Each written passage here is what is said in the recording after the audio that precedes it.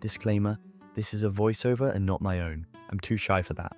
Hello again. It's been a minute. I hope you all enjoyed your holidays and New Year. But a new year means new predictions, and oh boy have I made mine. Let's discuss.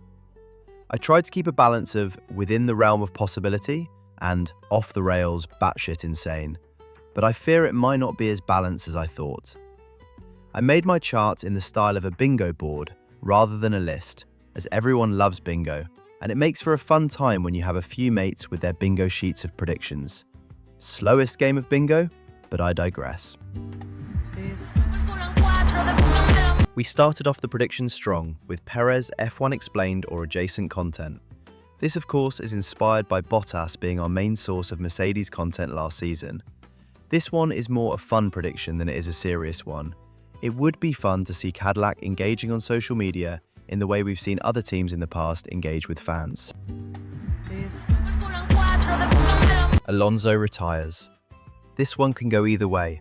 Alonso said a while ago that he would like to end his career on a high.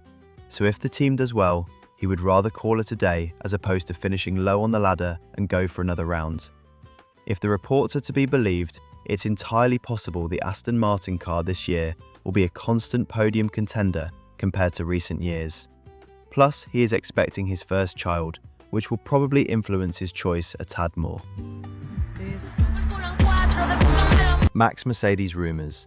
Not much to explain here, I just wanted to tick off at least one Max-related square. Ford power unit is a fail. Red Bull finished third or lower. Red Bull struggled a fair amount last season, with a power unit that was far from the worst on the grid. It's been fairly quiet with reporting on the Ford unit compared to other teams, and this makes me think that maybe things aren't going as well as they had hoped.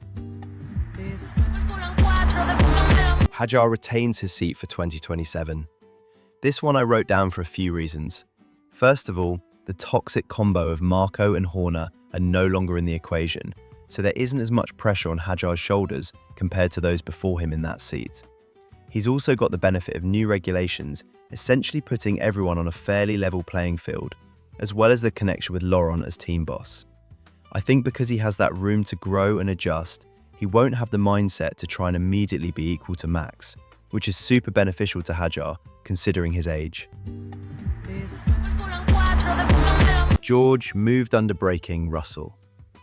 I needed an easy W here, and considering how often he said it last year, this one is essentially guaranteed. Only rule for this one is it needs to be aired on the live stream. Audi podium. This one is me being a little too optimistic. Sauber and Hulk did incredibly well last season and had a few moments where they were looking fairly quick. A repeat of the Hulken podium would be really nice, but yeah, it's probably not the most realistic prediction I could have made. Colapinto points. Alpine had a real dumpster fire of a car last year, so I can't be too harsh on Franco when you consider how well he did at Williams the season before. We know he's capable of some amazing driving, but the car was the biggest letdown last season. Hopefully this year the team can turn it around and Franco can pick up a few points. Kimi win. Kimi had an incredible debut season and the benefit of one of the fastest cars on the grid. Now that he's had time to find rhythm and settle into the team, I do picture him winning a race or two. Good luck to him. Race where 4 or more cars DNF. I originally wanted to name an actual track for this one, and my immediate thought was either Spa or Madrid, but Madrid still isn't actually confirmed and it could end up being delayed a year with Imola taking its place. I couldn't confidently name a track, and for all we know this year could very well not have a wet race at all, so I just left it as is. Active aero causing crashes speculation. This one is fairly straightforward. I'm predicting a few weird crashes early on and the blame quickly being reported as a result of the new active aero systems. I don't think it will be a direct cause, but rather just a new thing the drivers have to get used to. Cadillac are not the wooden spooners. Pretty simple one. They don't finish last on the constructors' ladder. They probably will realistically, but predicting who will be last is just as fun as who will be first in my opinion. Russell wins at least 4 races. Without a doubt, he is going to be a serious title contender this season and will probably lead the table at some point. This year will be his personal best in his career so far. Mercedes win Constructors' title. I am just realising this now, but I can tick off 2 squares at once with this. Maybe. Mercedes are looking like the team to beat apart from McLaren. I have a gut feeling there is going to be a lot of tension at McLaren this year, all thanks to papaya rules, which will result in a lot of stupid mistakes from the drivers. Mercedes will more than likely be the ones to capitalise on this, should there actually be a biff at McLaren. Vasseur sacked. There were already rumours of it in the second half of last season due to the tomfoolery at the Scuderia garage. This year isn't set in stone for the team.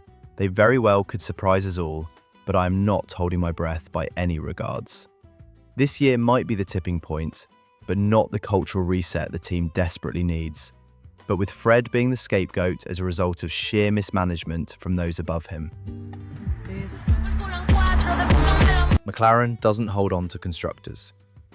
This one ties into my Mercedes prediction. I don't think I need to elaborate on this one, but I also can't be bothered to change this one, so yeah, it is what it is. Aston Martin double DNF. I'm fairly confident the team are going to be a lot better than the past few seasons, and a double DNF would be to no fault of their own. I wanted to make this prediction, but it felt too easy to give it to Audi or Haas. Oscar Drivers Champion. This one is a mix of a few things. First of all, I am Australian and want to see my fellow countrymen do well. Second, the gloves are probably off for Oscar now. He's made great progress the past 2 seasons, and he probably will come into this year with a now or never mindset. I don't believe he will simply sit by as second driver if asked to do so, and will be fighting tooth and nail this year.